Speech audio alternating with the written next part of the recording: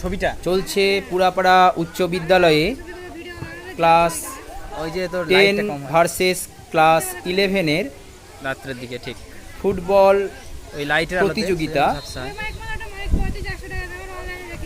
Class 10 এবং class 11 উভয় টিমেই ভালো ভালো প্লেয়ার রয়েছে, তবে ক্লাস 10 একটু বেশি এগিয়ে রয়েছে, কেননা হোস্টেলের যে আদিবাসী ছাত্ররা আছে তারা তাদের টিমে রয়েছে, তাই ক্লাস 11-এর তুলনায় ক্লাস 10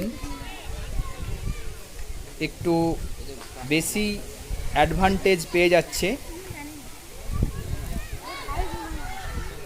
আমরা খেলাধুলা দেখি, তাতে হোস্টেলের যে সমস্ত ছাত্ররা ফুটবল খেলে তারা নিয়ম মেনে পাস দিয়ে ছকের মতো খেলা তারা দেখায় এবং তাদের পায়ে জোর অনেক বেশি অন্যান্য ছাত্রদের তুলনায়।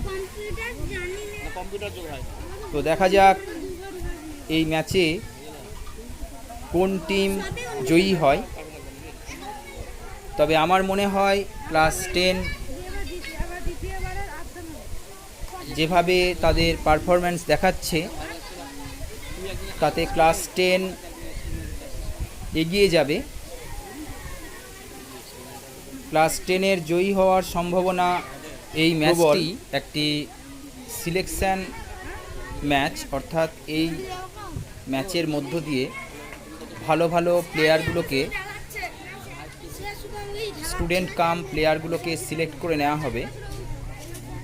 এদেরকে সিলেক্ট করে আমরা ব্লকে পাঠাবো। ব্লকে একটা টিম তৈরি হবে, যে টিম সাকসেস হলে পরে সাব ডিভিশনে খেলবে। সাব ডিভিশনে সাকসেস হলে ডিস্ট্রিক্টে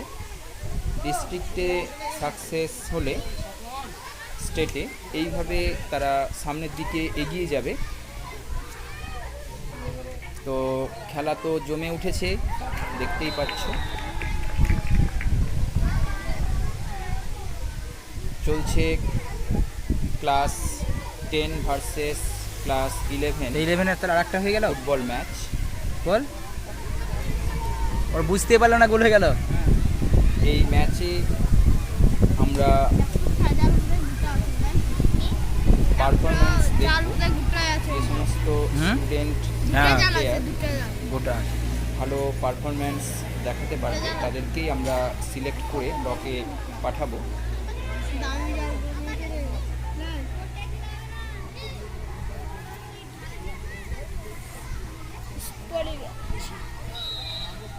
এই ম্যাচে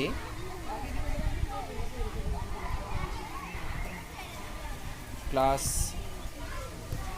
10 ক্লাস 11-কে একটা গোল দিয়েছে।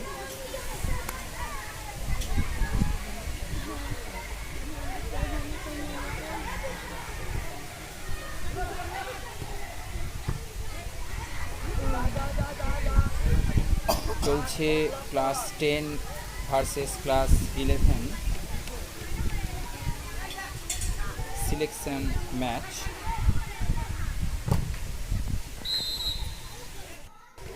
আমি আগেই বলেছিলাম যে ক্লাস 10 ক্লাস 11-এর তুলনায় অনেকটাই এগিয়ে রয়েছে।